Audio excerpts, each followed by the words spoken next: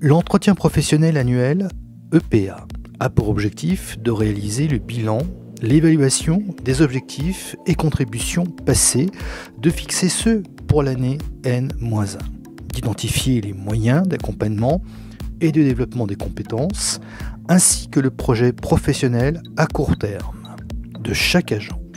Positionnés en début d'année, ces entretiens permettent de partager la feuille de route et préciser les contributions. Il a pour objectif de permettre à l'agent et à son manager d'échanger sur le parcours professionnel, les perspectives et ou le projet professionnel de l'agent, puis de déterminer les étapes et moyens à mettre en œuvre au service de ce projet.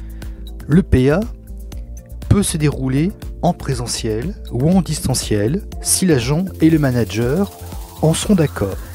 L'EPA est réalisé uniquement avec le hiérarchique direct de l'agent. L'EPA ne peut en aucune façon se dérouler en présence d'un tiers. L'entretien professionnel annuel doit permettre à l'agent et au manager de faire un point sur l'activité de l'année écoulée, de définir les objectifs et contributions à venir, d'examiner la situation des agents de droit privé non promus depuis 3 ans, d'exprimer les souhaits de mobilité fonctionnelle et géographique, de soumettre les souhaits d'activité complémentaire ou de départ à la retraite sous 1 an, de partager les nouveaux besoins de développement des compétences utiles à l'évolution de carrière, actions de formation, tutorat. L'agent et le manager formulent les conclusions de l'entretien. Hormis pour les cadres, aucun objectif professionnel ou évaluation à caractère individuel ne peut être opposé au salarié. Seule sa contribution à l'atteinte d'objectifs collectifs peut être évaluée par sa hiérarchie. Les rendez-vous sont fixés 5 jours ouvrés à l'avance pour permettre aux agents et aux managers de mener l'entretien, de le préparer.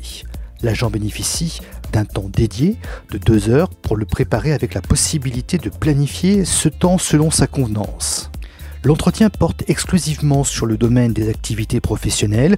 Il ne doit pas prendre en compte ni les questions concernant la vie privée, les opinions religieuses, politiques ou syndicales, ni les informations liées à la santé ou tout autre domaine relevant de la définition légale de la discrimination. L'utilisation du module entretien individuel dans Cyrus est obligatoire comme outil de gestion.